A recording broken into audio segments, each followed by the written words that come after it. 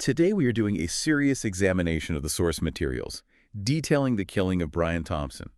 He was the CEO of UnitedHealthcare, and he was killed on December 4th, 2024, in New York City. It's a story that starts as a horrific crime, but it very quickly became something else entirely. A flashpoint. Yeah. The sources really show how it just ripped open this deep frustration with the entire U.S. healthcare system. Exactly. And our task here is to really break down the sources in two ways.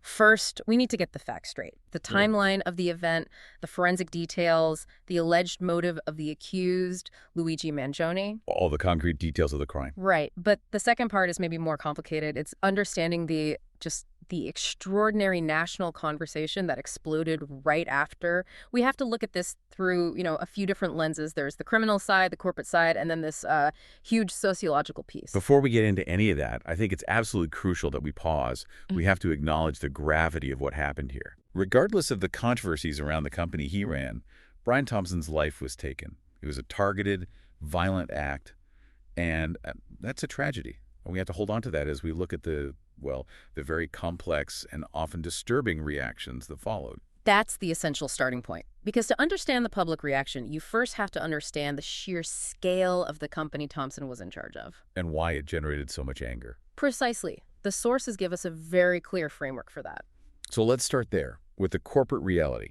Brian Thompson was a longtime employee at UnitedHealth Group. He had been there since 2004. A real company man.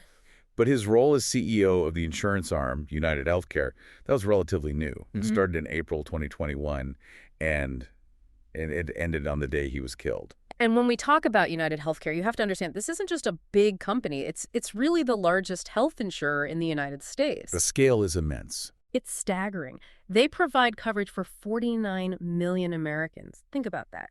Their policies, their decisions, they affect nearly 1 in 6 people with insurance in the country. And under Thompson's leadership, the company wasn't just successful, it was incredibly profitable.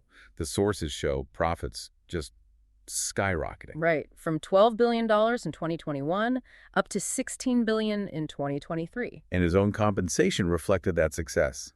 $10.2 million a year.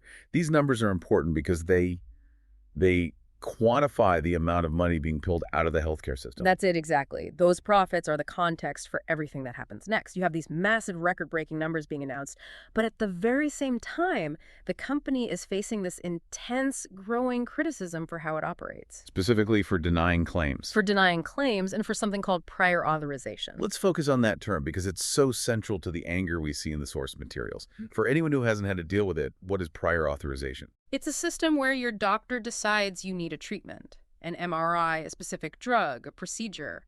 But before you can get it, the insurance company has to sign off. They have to give permission. The idea is supposed to be about stopping unnecessary spending. That's the official line, to prevent fraud or waste. But critics, and the sources really back this up, they argue it's become a tool, a weapon even, to just cut costs by denying care. And this practice was getting a lot of attention from regulators right before Thompson's death. A huge amount. The sources point to a U.S. Senate report from just 2 months earlier, October 2024. It showed a big surge in these prior authorization denials, especially for their Medicare Advantage patients. So we're talking about seniors specifically. Yes.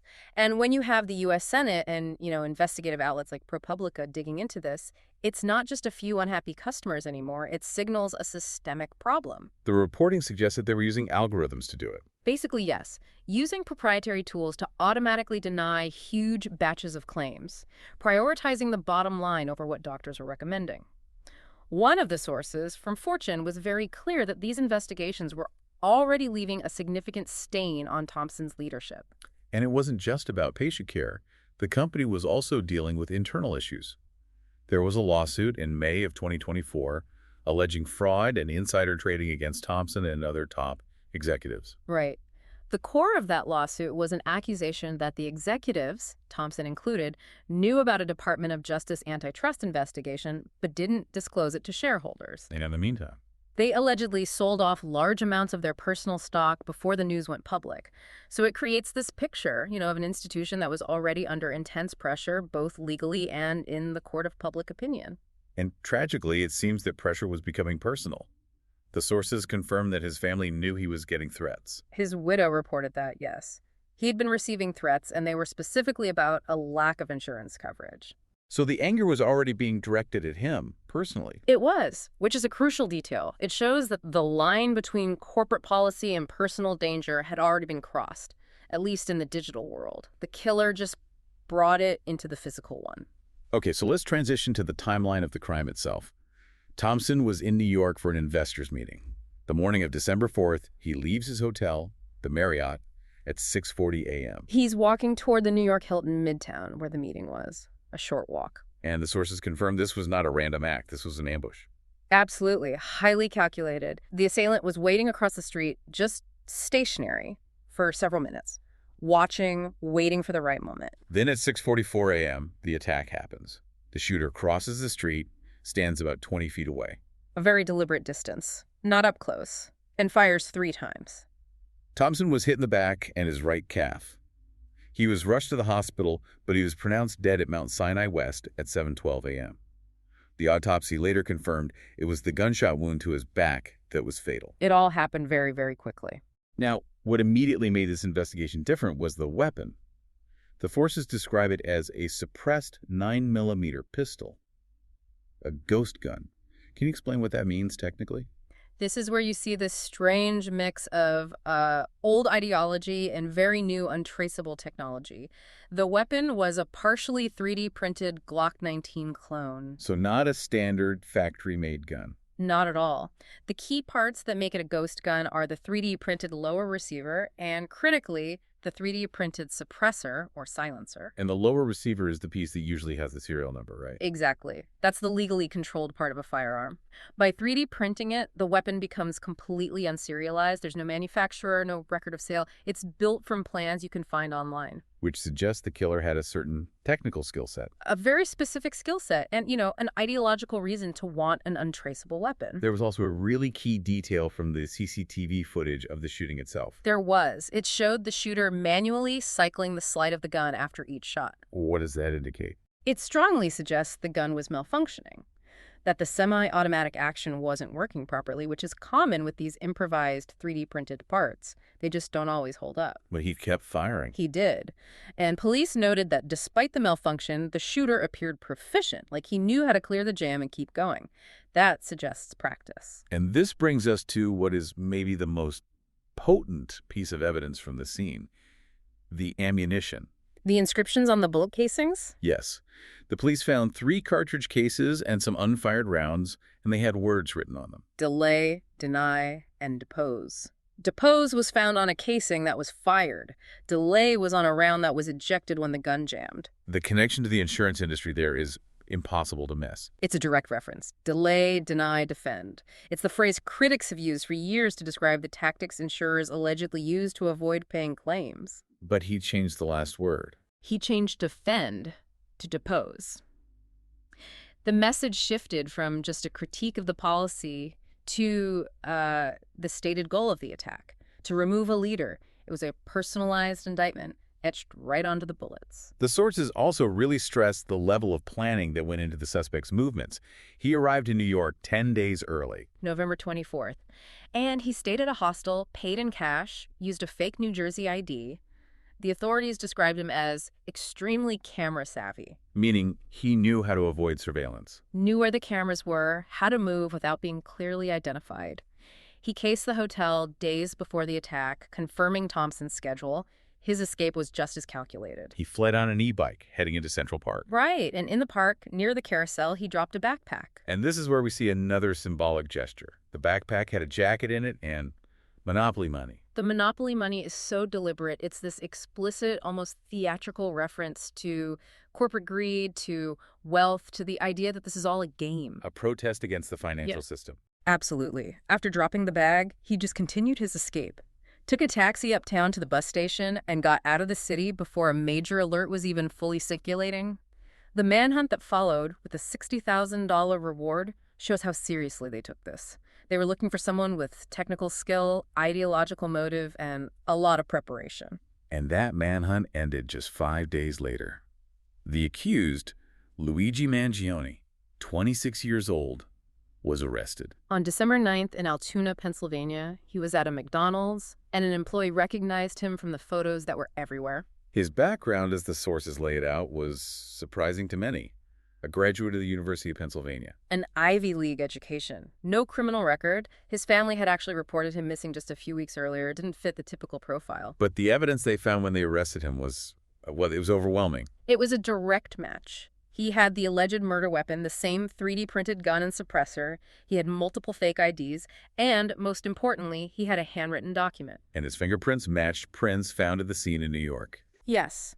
Partial, smudged prints, but a match. The physical evidence was all there. So let's talk about that handwritten document. The media called it his manifesto. It was short, 262 words, and addressed to the feds. It's a very pointed piece of communication. He tries to downplay the act itself, calling it fairly trivial, but he emphasizes its systemic importance. He says he worked alone. He gives a kind of half apology for any trauma, but then immediately says it had to be done. And his main argument, his motive, was aimed squarely at the healthcare industry. Entirely. He calls the companies parasites that have gotten too powerful and abuse our country for immense profit. He uses statistics to make his point, noting the U.S. has the most expensive healthcare but ranks somewhere around 42nd in life expectancy. He's framing Thompson's killing as a necessary act. Almost like a public service in his own mind. He ends the document by saying, "Evidently, I am the first to face it with such brutal honesty." That phrase is key. He sees the murder as a form of communication. A brutal one, but a necessary one to expose corruption. Investigators immediately thought this must have come from a personal experience. They looked into his health history. And they found he suffered from a chronic lower back condition. Spondylolisthesis. It's a very painful condition where a vertebra slips out of place. He had apparently posted online about his suffering, about an ER visit. The theory was that his own battles to get care for this chronic condition fueled his anger. But here's the really strange fact in all this. A critical detail. UnitedHealthcare confirmed he was never one of their customers. He never had a claim denied by them. And that changes everything. It shifts the motive from personal revenge to something purely symbolic. The NYPD's chief of detectives concluded that UHC was targeted simply because it was the biggest, the most visible symbol of the system Mangini hated. So it wasn't about a specific denied claim, it was an ideological act. A piece of political theater, and the sources draw a direct line from this ideology to other historical figures. Specifically, Ted Kaczynski, the Unabomber. Yes. NYPD analysis pointed to a clear influence from Kaczynski's manifesto, and Mangini's own online activity backed that up. He'd reviewed Kaczynski's work on Goodreads. It's important to look at the nuance of that review, though. He didn't just blindly praise him. That's right. He actually called Kaczynski rightfully imprisoned and criticized his violence against innocent people. But in the very same review, he included this quote that he said he'd found somewhere else. What did it say? It said, "Violence never solved anything is a statement uttered by cowards and predators," and it went on. When all other forms of communication fail, violence is necessary to survive. So there it is, the justification. It's the ideological bridge. He seems to have taken Kaczynski's anti-system anger, but tried to apply it in a way he saw as more focused, more morally justifiable in his view. And that very ideological component, the idea of sending a message, is what led the authorities to pursue such aggressive charges. Exactly. They signaled right away that this was not going to be treated as just another murder. In New York, the initial charges were second-degree murder, weapons possession, but prosecutors quickly elevated it. They aimed for first-degree murder, which is significant in New York because of how it's defined. You need specific aggravating factors. And the factor they chose was that the murder was committed in furtherance of terrorism. That's a very loaded term. Yeah. How do they argue this fit the legal definition of terrorism? Well, New York's law is broad. It includes acts meant to intimidate a civilian population or influence government policy through coercion. The prosecution's argument was that because the killing was so symbolic, the bullets, the manifesto, the intent wasn't just to kill one man, it was to intimidate the entire corporate healthcare industry. So the message from the state was, we see this as a threat to the system itself. Precisely. They were trying to neutralize the symbolic power of the act by labeling it with the state's most severe charge. But the sources note that those specific terrorism charges were eventually dismissed. They were in September 2025. A judge dismissed them, though the second-degree murder charge, of course, remains. And on top of the state case, the federal government got involved. And that raised the stakes even higher. To the highest possible level. The feds filed 4 charges focusing on the interstate travel, the stalking, and the use of a silencer in a violent crime. And the federal charges are what opened the door to the death penalty. Correct. The state of New York doesn't have the death penalty, but the federal system does. And in April 2025, the U.S. Attorney General, Pam Bondi, directed federal prosecutors to seek it in this case. That's a massive statement. Federal death penalty cases are very rare. It signals how seriously the federal government viewed this. They were making a powerful statement against this kind of ideologically motivated violence, trying to stamp out that folk hero narrative that was already starting to form. And we know Mangini pleaded not guilty to the state charges in December 2024. So he's now facing this two-front legal battle with his life on the line in the federal case. And while that legal process was unfolding, the American public was having a very different kind of reaction, a truly visceral, polarized response. It's like the killing just became a conduit for all this pent-up anger. It absolutely did. And the source materials give us some really astonishing examples of the digital reaction. The most prominent one is UnitedHealth Group's own Facebook post. Their condolence message for Thompson. Yes, they had to disable the comments almost immediately, but not before over 100,000 people responded to the post with the haha laughing emoji. 100,000. That's not just a few trolls. That's collective contempt. It's a complete dismissal of the corporate expression of grief. It showed that for a huge number of people, the story wasn't about a CEO who was a victim. It was about the system he represented. And the general theme online, as the reporting captured it, was this idea that insurance companies harm and kill Americans by denying coverage. So in a way, they saw this as the system turning on itself. Right. And this is where we have to look at the historical context. One sociologist quoted in the materials, Zeynep Kefekci, said she couldn't recall another murder in the U.S. being so openly celebrated. And she made a comparison to the Gilded Age. Which is chilling. A period of extreme wealth inequality where acts of violence against corporate titans sometimes have this strange underlying public sympathy. It suggests a perception that the system is so unjust that extreme acts become, to some, understandable. And that sentiment quickly grew into this folk hero narrative around Mangione. He was romanticized compared to Robin Hood, a vigilante acting against a corrupt system. And this wasn't just online chatter. It moved into the real world. We saw look-alike contests being held in New York and Florida. Graffiti with the phrase, "Deny, Defend, Depose" started appearing globally. There was even a billboard in California that just said, "Free Luigi." That level of public support is what connects this to that old anarchist idea, propaganda of the deed. It's a perfect modern example. The idea that a dramatic, violent act can force a national conversation and awaken political consciousness. The sources note that the discussion around this killing on social media actually surpassed the discussion around a recent assassination attempt on a presidential candidate.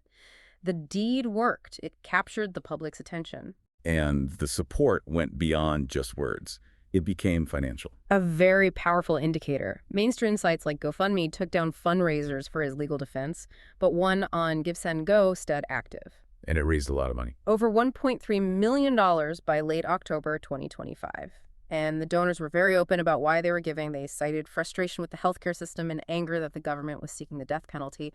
For many, donating was an act of resistance. And Mandiant himself acknowledged this support. He did. His legal team released a message from him in February 2025, thanking people for support that he said transcended political, racial, and even class divisions. He was essentially embracing the narrative that his act had united people against a common enemy. The corporate world's reaction, meanwhile, was one of pure fear. It was about survival. This act it shattered the sense of security that executives had. The line between a tough business decision and personal, physical violence was suddenly gone. So we saw major insurers, not just UHC, but their competitors, Blue Cross, Aetna, immediately start scrubbing their websites. Removing executive photos, bios, anything that could identify their leadership. One company, Centene, canceled its in-person Investors Day. They moved it online.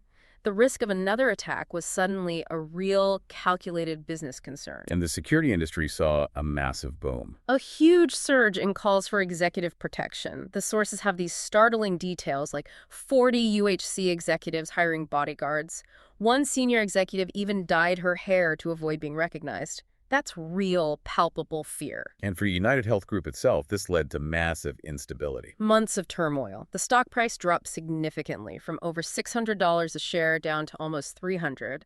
And this instability led to the CEO, Andrew Whitty, resigning in May 2025. The company was also fighting a PR war. A huge one. They hired a defamation law firm to try and counter all the criticism on social media. They were fighting not just in the courtroom, but in the court of public opinion. This forced politicians to respond, not just to the violence, but to the celebration of it. And their responses were divided. You had the initial universal condemnation. Right. The White House, President-elect Trump, Governor Shapiro in Pennsylvania, they all condemned the killing and the public's reaction to it. Trump called the celebration a sickness. The Department of Homeland Security labeled the social media rhetoric extraordinarily alarming and put it under the category of domestic violent extremism. The message was clear. This is unacceptable. But then you had a more nuanced response from some progressive Democrats, a kind of condemnation with context. Exactly. They condemned the murder, but they used the moment to amplify their critiques of the healthcare industry. Alexandria Ocasio-Cortez said that for many people, a denied claim feels like an act of violence against them. Elizabeth Warren said the public reaction should be a warning to the system. And Bernie Sanders directly linked the public's rage to the industry's profits. So they were careful to denounce the act, but they absolutely validated the anger behind it. To really get a handle on this, we have to look at the polling data. It moves beyond social media anecdotes and shows us what the country was really thinking. The polls are critical. And overall, most American adults, about 68% in one poll, found the killing unacceptable. So the institutional norm still holds. But when you break down the data, you see this shocking generational split. This is the key finding.